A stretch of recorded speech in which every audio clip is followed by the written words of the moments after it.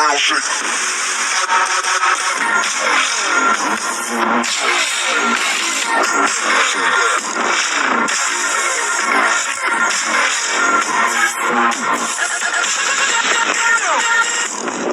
السلام عليكم ورحمة الله.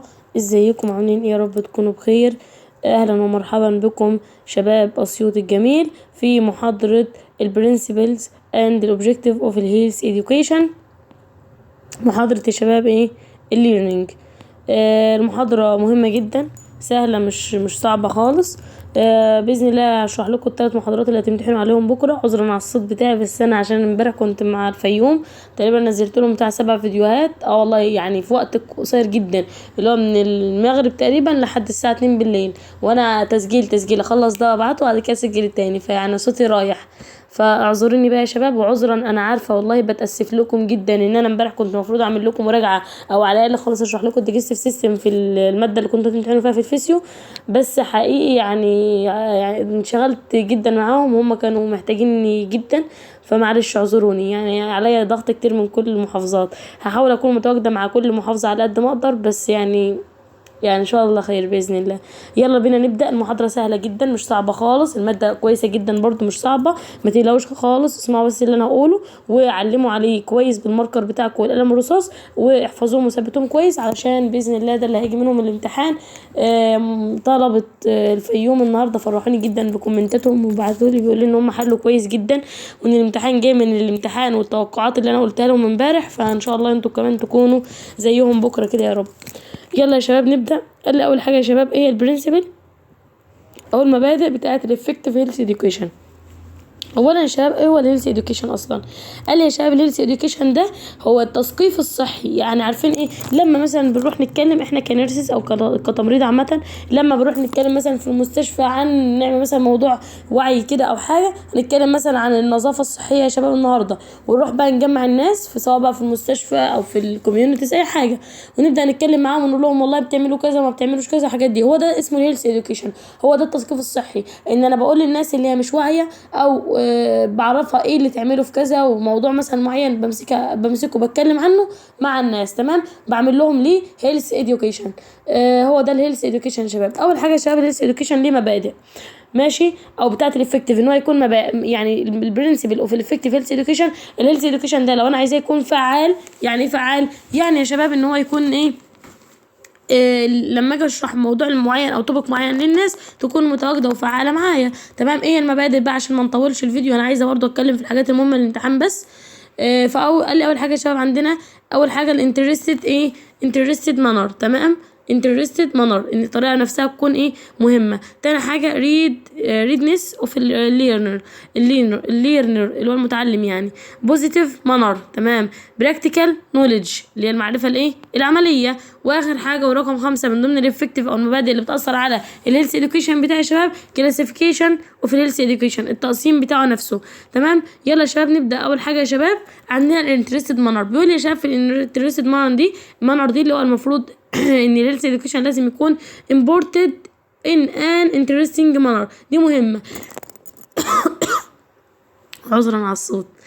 يعني يا شباب ان الهيلث اديوكيشن لازم يا شباب اكون جايباها من انترستنج مانر، اللي هو يكون ايه مصدر اللي انا هتكلم عنه يكون المانر او الطريقه تكون مهتمه او تكون كويسه. يعني اف ذا هيلث، لو الهيلث اديوكيشن ده او الموضوع بتاعه التوبيك بتاعه بيكون انترستد للبيبل، فعشان كده بقول لك انترستنج مانر اللي هو تكون طريقه ايه مهمه او الموضوع نفسه يكون مهم. فهو لازم لو التوبيك بيكون مهم للناس انترست تو بيبل، ما انا قلت لكم الهيلث اديوكيشن انا راح اتكلم مع الناس، فلازم اختار موضوع يكون يعني الناس عايزاه، ما اروحش اقول لهم تعالوا نتكلم مش عارفه عن ايه اي حاجه، لكن لازم اجيب لهم الموضوع اللي هم عايزينه اللي هيفيدهم فعلا، تمام. قال لك بقى زي ويل ليسن، هم هيسمعوا طبعا هيسمعوني كويس. الهيلث اديوكيتور شود ايدنتيفاي، لازم كمان يا شباب يبقى عارف الهيلث اديوكيتور ده اللي هو الشخص اللي بيبدا ايه يتكلم مع الناس ويعمل هيلث اديوكيشن او يعمل تثقيف صحي للناس. طبعا لازم يكون عارف النيدز بتاع البيبل اللي هم محتاجين ايه بالظبط ويدوه لهم، ويعمل بريبير للبروجرام ذات زي كان اكتيفيتي بارتيسيبيت، يعني يا شباب يجهز البروجرام او الايه النشاط والحاجات اللي هيقدمها، يعني يكون مظبط كل حاجه كويس، مش يروح هناك يقف قدام الناس وشويه يتهته وشويه يسكت ومش عارفه طب هي كانت وينسى والحاجات دي كلها. لازم يكون مظبط موضوع كويس، يبقى عارف احتياجات الناس كويس. هو ده المقصود بالانترستد مانر. تمام.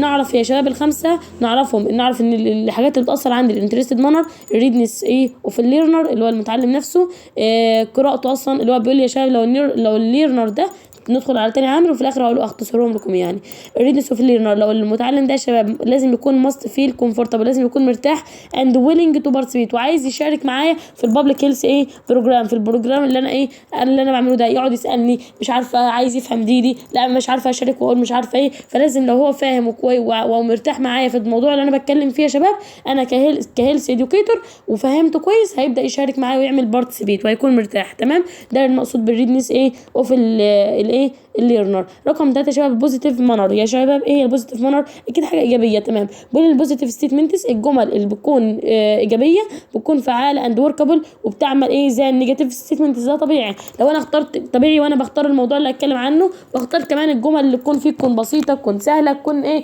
بوزيتيف، تكون الناس تقدر تفهمها وتتفاعل معاها.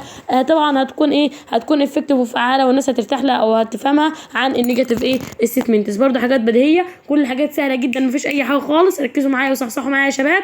قال لي يا شباب كمان رقم 4 البراكتيكال نوليدج، اللي هي المعرفه العلميه، المعرفه التطبيقيه اللي انا هطبق بقى المعرفه اللي عندي. زي هنا يا شباب بيقول ان الهيلث education is better understood، بيتفهم كويس الموضوع اللي انا هتكلم عنه او التثقيف الصحي ده بيتفهم كويس if imparted in practical situation، لو انا عملته في موقف علمي. يعني مثلا يا شباب انا بتكلم مثلا عن هفهمهم مثلا حاجه، اجيب مثلا الدول بتاعي معايا وابدا اشرح عليه، ماشي، زي الصوره اللي انتم شايفينها قدامكم هنا، بيفهمهم، فتبص تلاقوا الموضوع لا هيتفهم كويس، هتكون الدنيا احسن بكتير. كمان يا شباب رقم 5 الكلاسيفيكيشن، ده هم كتير قوي.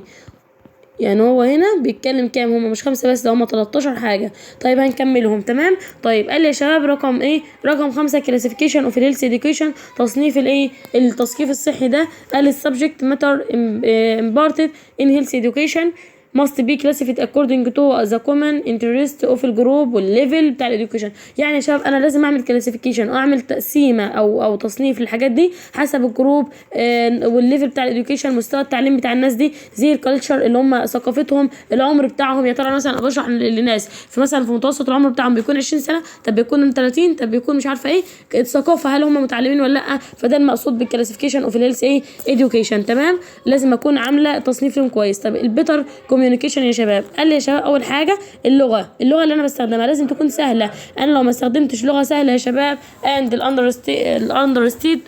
understandable so that better communication will take place. يعني يا شباب لو اللغه اللي انا بستخدمها بتكون سهله هتكون الدنيا اسهل، وهيكون بوتر كوميونيكيشن اللي هو التواصل هيبقى افضل. كمان يا شباب رقم 7 based on need of the hour.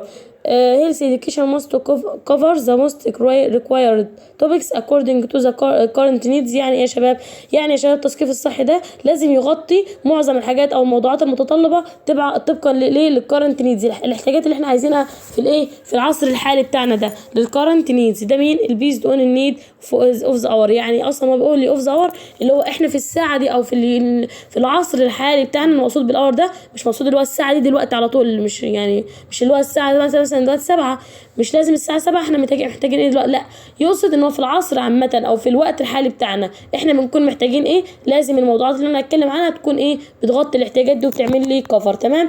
يا رب تكونوا مصحصحين وفاهمين معايا الدنيا. احنا كام دقيقه دلوقتي؟ 8 دقايق، يعني لسه بدري قوي والدنيا سهله وهنخلص على طول ان شاء الله. تيتشنج ايدز يا شباب، قال لي يا شباب اتليزيشن استخدام التعليم او الايدز او المساعدات التعليميه دي او اللي هو تيتشنج ايدز لايك زي مثلا ايديو والفيجوال ايدز، يعني الحاجات السمعيه والحاجات فيجوال يعني مرئيه. تمام. اور الستريتيف ماتيريال اللي هي المواد يا شباب بتكون explanations بتعمل لي شرح تو بيتر اند انترستنج ليرنينج، اللي هو بتخلي يا شباب التعليم بتاعي يكون افضل وبتكون هم مهتمين بيه. شوينج لفيلمز، لو انا مثلا يا شباب انا مثلا بعرض الموضوع، مش احنا قلنا انا جهزت الموضوع، طيب لو انا يا شباب الموضوع اللي انا جايباه ده بيكون عذرا. لو انا الموضوع اللي انا جايباه ده يا شباب عملته في فيلم مثلا كويس وخلتهم بيشوفوا حاجات وصور قدامهم وبيعملوا فيجوال، بيستخدموا مثلا بيسمعوا حاجات كويسه، بيسمعوا الفيديوهات مثلا الحاجات اللي انا بعرضها او الموضوع اللي انا بتكلم عنه، قال لي ده يا شباب هيسهل ان هم يفهموني. كلها حاجات بديهيه على فكره طبعا، زي شوينج فيلمز اور بيكتشرز ويز ايه مسج، مثلا يكون فيها رساله عن الموضوع اللي انا بتكلم عليه. قال لي في الهيلث امبورتنس عن اهميه مثلا التثقيف الصحي، بريفيرابل يعني ايه مفضل يا شباب، بريفيرابل. تمام. طيب الموتيفيشن يا شباب، بروفايدنج موتيفيشن، ان انا ادي تحفيز از ذا موست نيسيسري، بتكون حاجه مهمه جدا. لو جه قال لك يا شباب مين اللي بيكون موست نيسيسري بارت اوف الهيلث اديوكيشن، دي سؤال مهم ام سي كيو يا شباب، يجي اختياري. لو جه قال لكم مين اللي بيكون موست نيسيسري بارت اوف الهيلث اديوكيشن، اكون عارفه ان التحفيز اهم جزء او ايه البارت المهم في مين، في الهيلث اديوكيشن او في التثقيف الصحي، عشان اعمل براكتسنج ايه هيلث بروجرام ان ايه ان لايف. لازم احفزهم يا شباب واخليهم ايه يبقى يكونوا متحفزين ان هم يسمعوني وكده. تمام.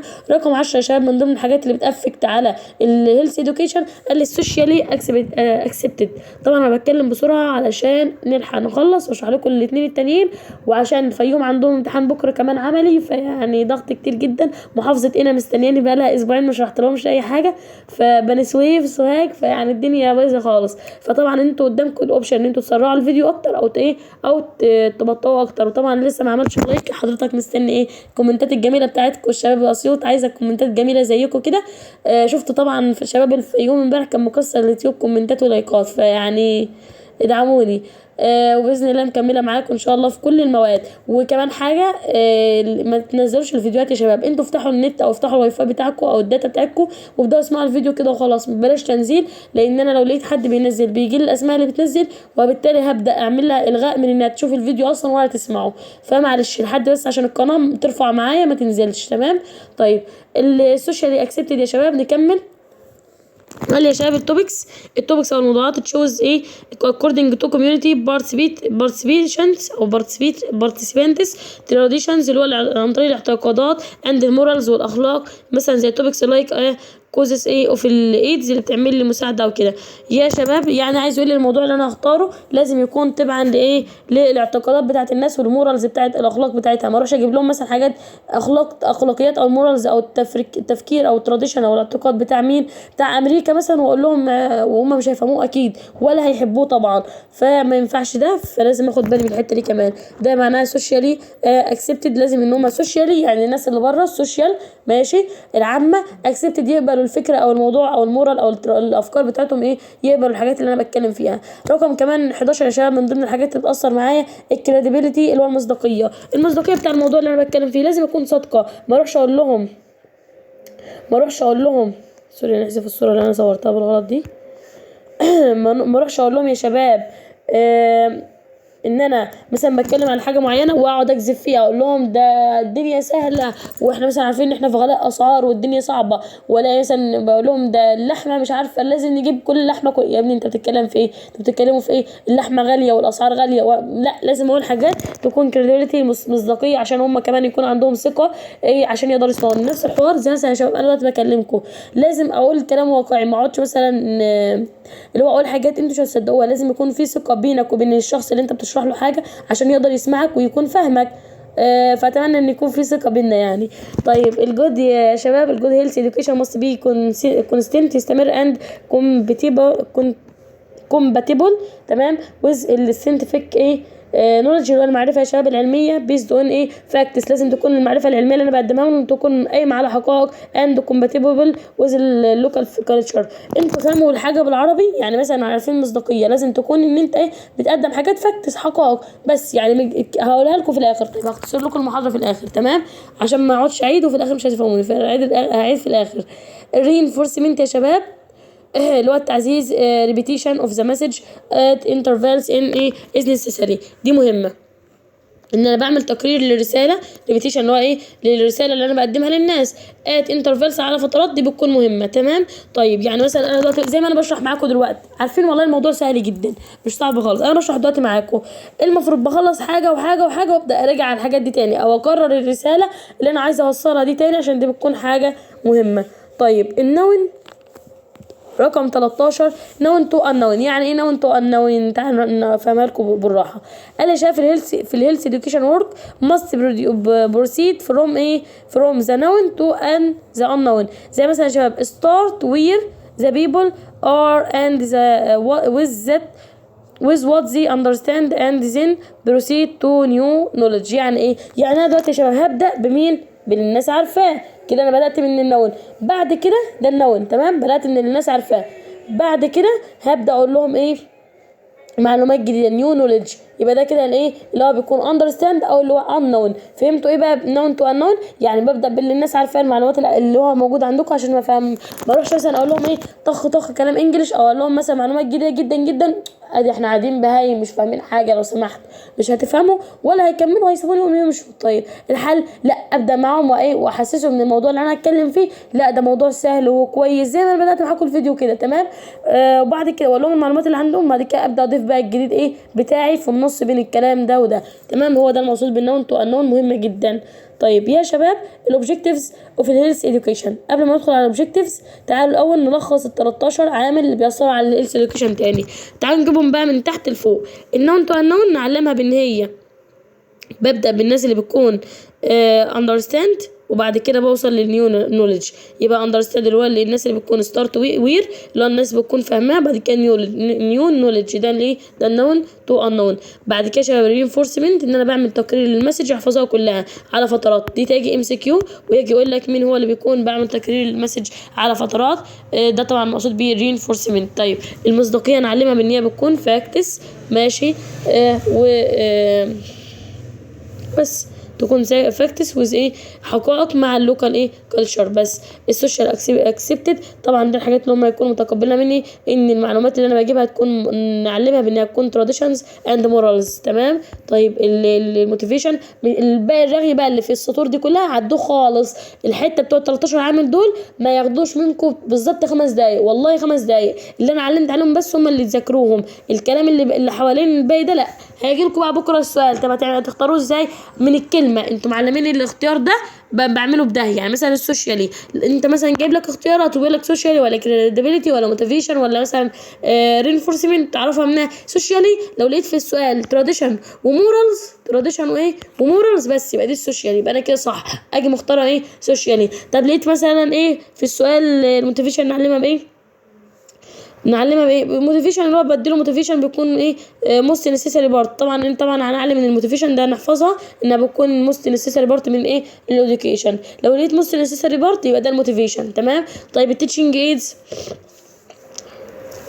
ايدز يا شباب ان هي بتكون بستخدم teaching aids ايه زي مثلا ان انا بستخدم ايديو. نعلم بقى التيتشنج ايدز دي بايديو او فيجوال ايدز ايديو او فيجوال ايدز. ان انا مثلا ممكن اوري لهم فيلم يبقى الاثنين دول بس، باقي الكلام مش هيهمكم في حاجه. يبقى انا اول ما اشوف ايديو او فيجوال ايدز او اشوف مثلا فيلمز وبيكتشرز والحاجات دي يبقى ده تيتشنج ايه ايدز، الحاجات اللي هي بتساعدني على التعليم بتاع مين الناس دي او ان انا افهمهم الموضوع كويس.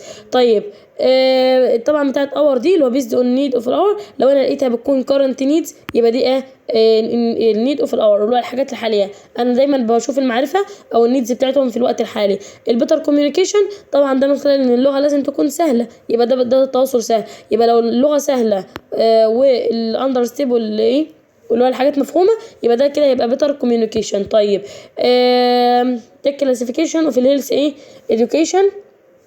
لازم اعمل كلاسيفيكيشن يبقى تصنيف، يبقى يكون عندي جروب وعندي ليفل اوف الاديوكيشن تمام وكالتشر والايه والايدج. يبقى انا لو علمتهم بالحاجات دي يبقى اختار كده مين الكلاسيفيكيشن بتاع مين التثقيف الصحي. البراكتيكال نوليدج افتكروها بالصوره اللي الراجل عمال يشرح لهم فيها على الدول دي. طبعا ده بيكون لو انا مثلا خدت براكتيكال ايه سيتويشن يبقى براكتيكال نوليدج يبقى براكتيكال ايه سيتويشن مواقف عمليه.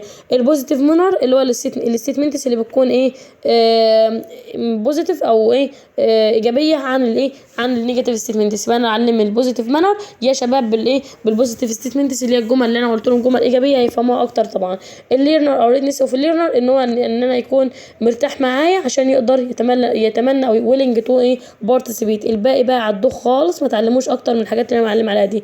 طيب الانترستد مانر طبعا يا شباب ان هو يكون بجيبه من ايه imported in an interesting manner، بجيبه من مصدر مهم يكون الموضوع نفسه بتاع الناس يكون ايه هم محتاجينه وعايزين يعرفوه ماشي should identify the needs، يبقى عارف مين اللي يعرف النيدز بتاع الناس ويعمل بروجرام ليها او يحضر الموضوع كويس. بس كده ده العوامل اللي احنا بدأنا بيها اللي بتأثر على الهيلث اديوكيشن. نكمل بقى يا شباب باقي المحاضرة. خدنا يا شباب بعد كده الاوبجكتيفز اوف الهيلث اديوكيشن، الموضوعات نفسها بتاع الهيلث اديوكيشن يا شباب. احنا قربنا نخلص، متخيلين في كام دقيقه؟ تلت ساعه وكمان رجعت، يعني المفروض طالعين من الفيديو حافظينه 5 دقايق بالظبط. طيب اول حاجه يا شباب ان انا اشجع الناس انها تعمل بروموتنج للهيلث لايف ستايل اند براكتكس، او اللي هو يا شباب ان هم يبداوا يا شباب يعملوا يحافظوا على الصحه بتاعتهم، يعملوا بروموت اللي هو يعملوا ترقيه، او اللي هو يعززوا من الصحه بتاعتهم والستايل او اللايف ستايل اللي هو اسلوب الحياه بتاعهم يبقى كويس. يعني ده اول حاجه. طبعا عدوها يعني مش مهم قوي، بس انا اعرف ان دي من ضمن الاوبجكتيفز او الموضوعات اللي ممكن اتكلم عنها. تمام. تاني حاجه تو بروموت ذا بروبر يوز اوف الهيلث سيرفيسز، ان انا اقول لهم على استخدام الصحه او الهيلث سيرفيس خدمات الصحه استخدام مناسب افيلابل تو ذيم المتاح ليهم. يبقى انا اكلمهم مثلا او من ضمن الموضوعات ان انا اكلمهم عن الهيلث سيرفيسز خدمات الصحه المتاحه ليهم يا شباب. تمام. بعد كده الموضوعات اوف هيلث اديوكيشن تو بروفايد نيو نولج، عشان ادي لهم طبعا معرفه جديده، امبروف السكيلز بتاعتهم. يبقى انا دلوقتي يا شباب بعمل او بدي لهم موضوعات عن الهيلث اديوكيشن ليه؟ عشان ازود المعرفه عندهم، عشان ازود السكيلز المهارات عندهم، واغير اسلوب التفكير بتاعهم اللي هو الاتيتيود اند ميكينج ديسيجن تو سولف زير اون بروبلمز، واحل لهم كمان مشاكلهم. ده الهدف من الهيلث اديوكيشن. وطبعا الحاجات كلها بديهيه مش صعبه اطلاقا، يا رب تكونوا مصحصحين معايا يا شباب. تو ستيميوليت كمان عشان احفزهم ان الفرد اند الكوميونتي المجتمع سيلف ريليانس، ان هم يعتمدوا على اند بارتيسيبيشن ويشاركوا تو اتشيف، ان هم يحفزوا الهيلث ديفلوبمنت ثرو individual and community involvement. يعني يا شباب ان انا بحفزهم او بحفز الفرد ده ان هو يكون عنده معتمد ويشارك ويحقق يعمل سيلف ديفلوبمنت، الصحه بتاعته تكون تمام من خلال الانديفيدوال او الكوميونتي انفولفمنت اللي هو حاجات تبع المجتمع وكده. تمام. عدوها برده مش مهم قوي، بس نعرف ان هو لازم يحافظ على الصحه بتاعته مش اكتر. بعد كده الاوبجكتيفز اوف الهيلث اديوكيشن فور ستودنتس ان سكولز، لو انا بتكلم عن التثقيف الصحي يا شباب للطلبه في المدارس، ايه اللي هقوله لهم؟ طبعا بعمل ده ليه؟ قال لي بعمل ده يا شباب عشان كام حوالي 10 حاجات، عشان امكن ان الستودنتس دي او اخليهم متمكنين ان هم يعرفوا يعملوا ساينتفك بوينت اوف الفيو اوف الهيلث with reference to traditional and modern concept of health، ان هم يا شباب يعرفوا يبقى الموضوع او مهتمين بالصحه والمودرن يبقى عندهم مودرن كونسبت اللي هو المفهوم الحديث بتاع الصحه، يبقى عندهم يبقى يعرفوا كل حاجه عن عن الهيلث، يبقى عندهم فيو نظره تمام عن الموضوع. تاني حاجه تو ايدنتيفاي هيلث بروبلمز، يعرفوا مشاكل الصحه ويفهموا زير او رول دورهم في ان هم يقدروا يعملوا خدمات للناس ويعملوا ميديكال اجنسيز اللي هو حاجات او وكالات طبيه ميتنج ذوز بروبلمز تقدر توفر او تعالج المشاكل دي. بعد كده شباب تو تيك الانترست ان كارنت ايفنتس عشان يبقى مهتمين بالحاجات الحاليه ريليتد تو هيلث متعلقه بالصحه، مش يبقى حاجات اللي مش يبقى الاهتمامات بتاعتهم طبعا خاصه بقى بالسوشيال ميديا ومش عارفه مين عمل والحاجات دي كلها، لا يبقى اهتماماتهم خاصه بالصحه يا شباب. رقم 4 عشان يعملوا arrive at suitable conclusions اللي هم يوصلوا based on scientific knowledge and take action. يعني يا شباب الكلام ده؟ يوصلوا لكونكلوجن او حاجات بتكون قايمه على المعرفه اللي عندهم، المعرفه العلميه اند تيك اكشن اللي هم يبداوا ينفذوها، يعني يبقى عندهم سيتابل كونكلوجن اللي هو استنتاج مناسب للحاجات العلميه اللي عندهم ويقدروا يوصلوا للتيك ويعملوا تيك اكشن. طيب رقم 5 يا شباب من ضمن ال10 او اللي انا بعمل الحاجات دي ما توش مني، احنا بنتكلم دلوقتي على انا بعمل هيلث اديوكيشن للستودنت في المدارس ليه او للطلبه في المدارس ليه، عشان الحاجات اللي احنا بنتكلم عليها. من ضمن الحاجات دي تو سيت ان اكزامبل، اقول لهم مثال اوف desirable health behavior. تمام. تو اندرستاند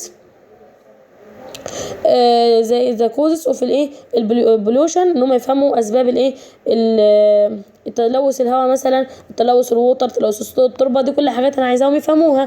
طبعا رقم 7 تو جين سفشنت نولج، يبقى عندهم معرفه اضافيه او في الفيرست ايد مثلا اللي هي الاسعافات الاوليه. كمان يا شباب رقم 8 تو هيلب الستودنتس اندرستاند يفهموا الامبورتنس اهميه الفيزيكال تريننج سبورتس والجيمز والالعاب دي، يفهموا اهميه التمارين الرياضيه. رقم 9 من ضمن الحاجات اللي انا عايزاها ان انا اعمل لهم انفيز ستودنتس اون ذا باد افكتس اوف السموكينج، ان انا اعمل لهم يا شباب اقول لهم ان السموكينج مثلا بيكون غلط، تيكينج الكحول اللي هو ان انتوا تاخدوا مثلا دراجز او تاخدوا كحولات او مخدرات والحاجات من الحاجات دي غلط. دي كلها حاجات تثقيفات صحيه انا عايزه اعملها لهم عشان يفهموها. رقم 10 واخر حاجه من ضمن الحاجات دي ذا اكتوينت او acquaint students with the functioning of the various organization. الطلبة يا شباب من معظم المنظمات working for the maintenance بيعملوا على ان هم يحافظوا على الصحة، تمام، بس مش اكتر من كده. دي الحاجات اللي انا كنت عايزة اعرفها لهم. بعد كده يا شباب الاتمز ان كنت عرض ان هيلث اديوكيشن. المحاضره طويله بس سهله جدا، كلها حاجات بديهيه ما فيهاش صعوبه خالص. باذن الله اعمل لكم حوالي، هعرف منكم عدد الاسئله اللي المفروض هتمتحنوا عليها بكره كام سؤال، واعمل لكم امتحان مشابه لبكره. وتوقعاتي انا زي ما عملت الفيوم امبارح، والحمد لله الامتحان يعتبر جه كله من ال20 سؤال دول بس. طيب البيرسونال كلينلينس وبيرسونال هايجين، النظافه الصحيه يا شباب او بتاعه الشخص الشخصيه يعني. تاني حاجه براكتس وفي البروبر هيلث ريليتد الهابتس، الحاجات الصحيه بتاعه مين او العادات بتاعه كل شخص او افري دي اكتيفيتيز. رقم 3 الهابتس او العادات مي بي ايتيولوجيك، ممكن تكون سبب اور ريسك فاكتور او بتكون ريسك فاكتور في الموربيدايتي، معدل بقى الوفيات مثلا زي السيجاريت سموكينج، حاجات وحشه بيعملوها الناس المفروض ان انا ابعدهم عنها، زي ان هما بيدخنوا، ياخدوا كحولات، عنده دراج ياخدوا اي دراجز او اي ادويه. نوتريشن اديوكيشن، اعلمهم عن التغذيه يا شباب، ازاي ياكلوا ازاي يتغذوا كويس. طبعا رقم 5 سيفتي اديوكيشن تو الاو سيفتي رولز ات هوم، اللي هو الحاجات يا شباب التعليم بتاعهم عن الامن، ان هم ازاي يتعاملوا في البيت، ان هم يكونوا سيفتي او ياخدوا قواعد امنه. في السكول مثلا في الورك اند ان رود، في الطريق ازاي اعلمهم ازاي يمشوا كويس، ما يقطعوش على العربيات او على الدرايفرز اللي هو السواقين الطريق وكل الحاجات دي كلها. بعد كده يا شباب رقم 6 education for morbidity او morbidity giving basic knowledge، اديلهم معرفه عن الايديولوجي السبب والريسك فاكتور. اقول لهم لو عملتوا كذا ده سببه كذا، والريسك فاكتور هتكونوا ريسك فاكتور يعني هتكونوا معرضين لكذا، هيحصل لكم كذا. ده المقصود بالايديولوجي والريسك فاكتور. اعرفهم البريفنشن اند ايرلي مانيفستيشنز اوف الديسيز، اعرفهم يا شباب الحاجات او الاعراض بتاعه المرض المحدد ده. كمان رقم 7 يا شباب سبيشال هيلث اديوكيشن فور براكتيكال جروبس، بعض الجروبات اعمل لهم تثقيف صحي بالبراكتيكال البارتيكولار جروبز، بعض الجروبات المحدده يا شباب بعمل لهم هيلث اديوكيشن خاص بيهم. وبعد كده occupational including industrial groups educated and trained for safety and protection against الورك، اعلمهم يا شباب ان هم ازاي يحموا نفسهم من العمل اللي هم شغالين فيه. يعني لو حد شغال في الزراعه او في الصناعه او في مش عارفه اقول لهم ايه اللي المفروض تعملوه في الحالات دي وازاي تحموا نفسكم من خلال او against الورك ده يا شباب. بعد كده او من خلال الاوكيوبيشنال ديسيز اللي هو الامراض اللي بتكون في الشغل بتاعهم. بعد كده المذرز اللي هو الامهات educated for الماتيرنال، بعلمهم علشان اي حاجه مثلا تبع الجنين بتاعهم، اي ست بتكون حامل او لها تتعامل ازاي مع الطفل بتاعها والاسره. رقم سي older adults and their needs، اشوف كمان يا شباب احتياجات الناس الكبيره و اشوف المفروض ازاي اساعدهم. بعد كده components of health education educator وريسيبيانتس ومسج وميثودز، يعني عندنا 4 حاجات من ضمن العناصر بتاع التثقيف الصحي. اول حاجه educator يعني بيكون سندر، بعمل ارسال لحاجه which is responsible for giving message، ان انا بدي رساله للeducation of education of to recipients، بوصل رساله يا شباب عن الهيلث education ده للريسيبيانتس او مين الناس اللي جايين يسمعوني او المستلمين. ريسيبيانت يعني المستلمين. طيب الريسيبيانتس نفسهم دول بيكونوا عرفوا، عايزه اقول لكم ان الحته دي في غايه الاهميه جدا، ال4 دول مهمين جدا جدا جدا جايين بكره في الامتحان. الاديوكيتور اعرف ان هو السندر، الاديوكيتور ده اللي بيعلم، هو اللي بيعلم يبقى هو اللي بيبعت الرساله لمين؟ للريسيبيانت. طب مين هم الريسيبيانت؟ دول بيكونوا التارجت انديفيدوال، اللي هو الفرد اللي انا بستهدفه او الجروب اللي انا عايزاه اوصله المعلومه دي او اعمل له هيلث اديوكيشن. يبقى نعرف مين هو الاديوكيتور، نعرف مين هو الريسيبيانت. طبعا بعد كده المسج الرسالة دي بتكون ماتيريال اور education، دي الرسالة اللي انا بوصل فيها مين، او المادة اللي من خلالها بوصل فيها المعلومة اللي انا عايزة اوصلها لمين، للريسيبيانت. يبقى المسج دي اللي من خلالها الاديوكيتور بيبعتها يوصلها لمين، للريسيبيانت. رقم 4 الطريقة بقى بتاعت التعليم، انا بوصل لهم الرسالة دي من خلال ايه، how message of الايه education reaches to the recipients. ازاي الرسالة دي بتوصل للايه للريسيبيانتس. بعد كده يا شباب الاديوكيتور هيبدا يدرسهم لكل واحده فيهم بالتفصيل بقى، وبكده نكون المحاضره بتاعتنا خلصت. طبعا محاضره سهله جدا جدا جدا والله، انتم مصعبين الموضوع على نفسكم خالص يعني. الحاجات كلها بديهيه، بس حاولوا تظبطوا الدنيا بتاعتكم معايا واعرفوا الحاجات الاديوكيتور دي مهمه، والمسج والحاجات اللي انا قلتها عليها دي مهمه جدا. الهيلث اديوكيشن كان بي جيفن باي ا فاريتي اوف الايه البيرسونال. عايزه اغير اللون عشان الاحمر ده مش هيمشي معاكم، خلينا في الاخضر. الهيلث education كان بي جيفن ممكن اديه باي فاريتي اوف البيرسونال امونج ايه زير ديفرنت جوب. ممكن ادي موضوعات مثلا يا شباب عن الوظيفه بتاعتك، او ايه فور اكزامبل بيرسونال اوف هيلث سيرفيسز الخدمات الصحيه، سبيشالي زي هيلث تيم اوف البرايمري هيلث كير ميد اوف الميديكال والبارا ميديكال اند هيلث ريليتد ايه بيرسونال سوشيال وركرز، اللي هو حاجات عن العمل بتاعي. طبعا الحاجات دي كلها مالكمش دعوه بيها، اعرفوا بس الايه تعرف الاديوكيتور فوق، لان الحاجات دي كلها راغيه على الفاضي. بعد كده يا شباب الستودنتس اوف الميديسين طلبه الطب يا شباب، students of الميديسين اللي هو طلبة الطب. nursing and social work can give health education ممكن تديني تثقيف صحي on practicing الفيلد، ازاي امارس الايه الفيلد او المجال بتاعهم ده، وازاي اتدرب ايه in community health اللي هو في الايه في المجتمع الصحي او في المجال الصحي. السكول بيرسونال physicians nurses، لا السكول بيرسونال ممكن يكون بقى ايه الدكاتره اللي هم الفيزيشيان والمرضى الممرضين، والسوشيال وركرز اللي هم العمال العاديين، اند تيتشرز المدرسين، بروفايد هيلث اديوكيشن فور بيبلز بيدوا الايه التثقيف الصحي ده للطلبه والاسر، اند الايه الفود هاندلرز. بعد كده الكوميونتي ليدرز اند الايه الانفلونشال. عدوا برضه الحاجات دي كلها مش مهمه قوي، سبيشال ان ريورال ايه ارياس في المناطق اللي فيها شباب بارتيسيبيت ان كوميونتي ديفلوبمنت. يبقى انا يا شباب عندي الكوميونتي ليدرز دي مهمه، ان انا اعرف ان الكوميونتي ليدرز بيعملوا ايه، بيكونوا انفلونشال مؤثرين خاصه في مين، في المجتمعات الريفيه. يبقى الليدر يا شباب او الاديوكيتور اللي هيعلم الناس ده لو في هو مجتمع ريفي يعني هيعمل ايه، هيكونوا انفلونشال، هيكون مؤثر على الناس جدا يعني. بعد كده ريسيبيانت يا شباب الناس بقى اللي هو بيكون exposed to education، ان هم معرضين ان هم يتعلموا ميبي انديفيدوال، ممكن تكون اسر كيسز كونسلتنج از فيزيشن. عذرا على الاصوات اللي جنب دي بس اللي بات على طريق يعني.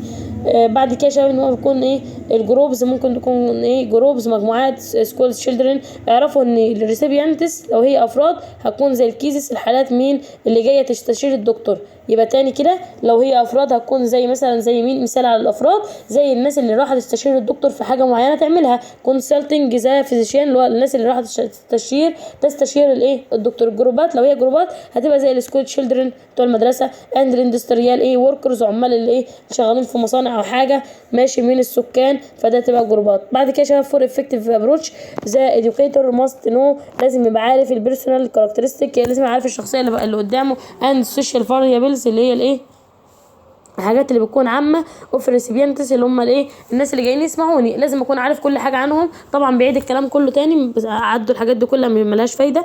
بعد كده شباب بيقول لي مثلا زي الفاميلي بلاننج اند البيرسي كنترول، ممكن يا شباب ان انا اهتم بالرساله او الاتيتيود اللي انا هستخدمه توارد المسج يكون كويس للتعليم. زي مثلا ممكن انا اتكلم عنهم عن الفاميلي بلاننج تنظيم الاسره، اقعد اقول للست انت لازم مثلا تنظمي ازاي يعني ممكن تعملي ايه عشان تنظمي عدد الاطفال بتاعك، او لو انت عايزه تجيبي مثلا كام طفله تعمليها ازاي. عند البيرسو كنترول ازاي اتحكم في البيرسو كنترول. حاجات دي طبعا حاجات دي حرام عندنا كشرعا يعني، اللي هو تحديد النسل.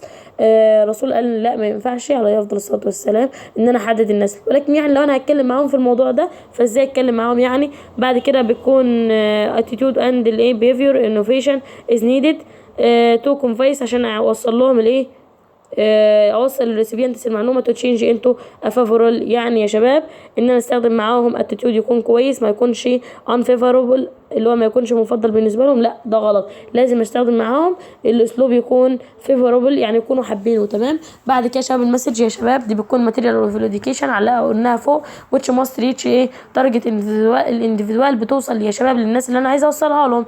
الداتا بتاعت المسج دي must be precise، لازم تكون مختصره. علموا على must be precise دي مهمه جدا. الداتا اللي انا هستخدمها لازم تكون برسايز مختصره، لازم تكون كلير واضحه، اندرستيبل يعني مفهومه، اند اتراكت ايه تجذب مين الناس اللي قدامها. يبقى المسج اللي انا بوصلها لازم تكون واضحه، تكون مختصره، الصفات بتاعتها مهمه جدا، تجذب الناس او تعمل اتراكت الاتنشن بتاعهم. تمام. الطريقه نفسها اللي انا بوصل بيها الايه الرساله دي بتكون مثلا ممكن تكون عن طريق ايه المسج اوف education is transmitted ايه to recipients through the three methods. ممكن اوصل عن طريق 3 حاجات يا شباب. انا ممكن اوصل الرساله بتاعتي للناس اللي بيسمعوني عن طريق 3 حاجات: personal approach اللي هو فيس تو فيس، وجها لوجه، الناس واقفه قدامي. عذرا يا شباب، فيس تو فيس اللي هو الناس واقفه قدامي، دي اسمها بيرسونال ابروتش اللي هو الناس واقفه قدامي وانا بكلمهم وجها لوجه. ماس كوميونيكيشن اللي هو عن طريق الماس ميديا، زي مثلا دلوقتي انا بتواصل معاكم ازاي؟ عن طريق اليوتيوب. انتوا شفتوني قبل كده؟ لا. انا اعرفكم او شفتكم؟ لا. ولكن احنا كده بنتواصل مع بعض، دي من ضمن الحاجات بوصل لكم رساله عن طريق مين؟ الماس ميديا. طيب رقم سي كوميونتي بارتيسيبيشن، كوميونتي اورجانيزيشن اللي هو عن طريق مثلا منظمه او منظمه مثلا انا رحت شاركت فيها فقدمت لكم الرساله دي فيها. تمام. ده الطرق بتاعه الايه التوصيل الرساله. وبكده نكون خلصنا المحاضره. خدت كام دقيقه؟ 35 دقيقه، مش كتير. جد المحاضره طويله ايوه، بس حقيقي يعني سهله جدا. علموا على الحاجات اللي انا قلت عليها مهمه، عشان مهمه فعلا، وركزوا عليها وما تذاكروش اكتر من اللي انا قلت عليه. اللي كنت بقول عليه رغي فعلا هو رغي، مش هيجي منه حاجه. وما تنسوش اللايك يا شباب، ما تنسوش الكومنتات، والسلام عليكم ورحمه الله.